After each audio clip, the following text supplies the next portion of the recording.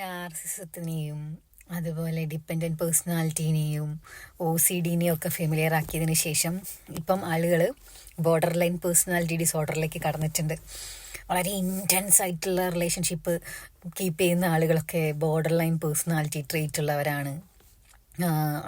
അവരാണ് ലോകം എന്നൊക്കെ പറയുമ്പോൾ ഭയങ്കര തീവ്രമായിട്ട് ആരെങ്കിലും സ്നേഹിക്കുന്ന ആളുകൾ അവരെ തന്നെ വിശേഷിപ്പിക്കാൻ വേണ്ടി ബോർഡർ ലൈൻ പേഴ്സണാലിറ്റി ഡിസോർഡർ ആണെന്നൊക്കെ ഇങ്ങോട്ട് പറഞ്ഞു കളയും. കാരണം നമ്മുടെ OCDയിലും അതുപോലെ തന്നെ നാർസിസത്തിലൊക്കെ നമ്മൾ ഈ കണ്ടതാണ് ഈ ഓവറായിട്ട് അതാണെന്ന് അങ്ങോട്ട് സങ്കല്പിക്കൽ.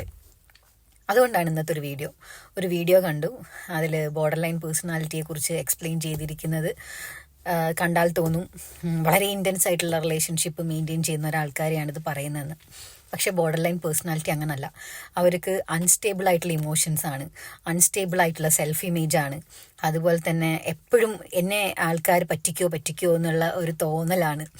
അപ്പം ഇതിന്നൊക്കെ അവർ ഭയങ്കരമായിട്ട് അവരെ പിടിച്ചു നിർത്താനും പാരനോയി, അതായത് സംശയരോഗം പോലെ ഉള്ള ഒരവസ്ഥ കാണിക്കാനും അവരാണ് ജീവിതം എന്നുള്ള രീതിയിലൊക്കെ കാണിക്കാനൊക്കെ ശ്രമിക്കും. അപ്പം നിങ്ങൾ തെറ്റിദ്ധരിക്കും അവർ ഭയങ്കര തീവ്ര ഇമോഷണലായിട്ടുള്ള ഒരാളാണെന്നും ഭയങ്കര പ്രണയമാണ് എന്നോടെന്നൊക്കെ. പക്ഷേ ഇത് ആക്ച്വലി അവരുടെ ഫിയർ ഓഫ് അബണ്ടൻമെൻ്റ് ആണ്.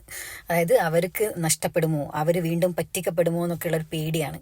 അപ്പം അവർ തന്നെ എന്താ ചെയ്യാന്ന് വെച്ചിട്ടുണ്ടെങ്കിൽ ഇനിയൊരു റിലേഷൻഷിപ്പിലേക്ക് പെട്ടെന്ന് എടുത്തു ചാടുന്ന ആൾക്കാരാണ്. അതായത് അൺസ്റ്റേബിൾ ആയിട്ടുള്ള റിലേഷൻഷിപ്പുകളും ഉണ്ടാകുന്ന ആളാണ്.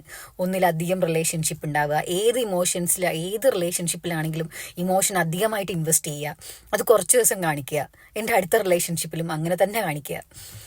ആരുടെ അടുത്ത് കഴിഞ്ഞാലും അവരുടെ അടുത്ത് ഭയങ്കരമായിട്ട് ഇമോഷണലി അറ്റാച്ച്ഡ് ആവുകയും അവരെ പിടിച്ചു നിർത്താൻ വേണ്ടിയിട്ട് സെൽഫ് ഇമേജൊക്കെ കളഞ്ഞ് ഏതറ്റം വരെയും പോകാൻ സാധിക്കുന്ന സെൽഫ് ഡിസ്ട്രക്റ്റിംഗ് മെൻറ്റാലിറ്റിയുള്ള, സൂയിസൈഡൽ മെൻറ്റാലിറ്റിയുള്ള, സെൽഫ് ഹാം ചെയ്യാൻ മടിക്കാത്ത, ഇൻറ്റൻസ് ആയിട്ട് ആങ്കർ കൊണ്ടടക്കുന്ന വളരെ മോശമായിട്ടുള്ളൊരു പേഴ്സണാലിറ്റി ഡിസോർഡറാണ് ബോർഡർ ലൈൻ പേഴ്സണാലിറ്റി ഡിസോർഡർ. അതുകൊണ്ട് ഇൻറ്റൻസ് ആയിട്ട് നിങ്ങൾക്ക് ആരോടെങ്കിലും താല്പര്യം ഉണ്ടെങ്കിൽ അത് ഒരിക്കലും ബോർഡർ ലൈൻ പേഴ്സണാലിറ്റി ഡിസോർഡർ ആണെന്ന് തെറ്റിദ്ധരിക്കരുത്.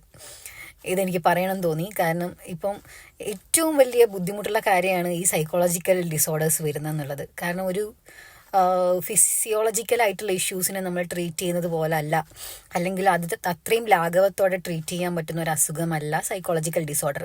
പിന്നെ നമ്മുടെ വേർഡ് ഭയങ്കര പവർഫുള്ളാണ്. നമ്മൾ റിപ്പീറ്റഡ് ആയിട്ടുള്ള ഒരു സാധനം പറഞ്ഞുകൊണ്ട് നിന്ന് കഴിഞ്ഞാൽ നമ്മളിൽ ആ ഒരു കാര്യം സംഭവിക്കാനുള്ള സാധ്യത വളരെ കൂടുതലാണ്. The power of word affirmations എന്നൊക്കെ പറയും. അത് പോസിറ്റീവ് അഫർമേഷൻ ആണെങ്കിൽ പോസിറ്റീവായിട്ട് സംഭവിക്കും, നെഗറ്റീവ് അഫർമേഷൻസ് ആണെങ്കിൽ നെഗറ്റീവായിട്ട് സംഭവിക്കും. So mind your words.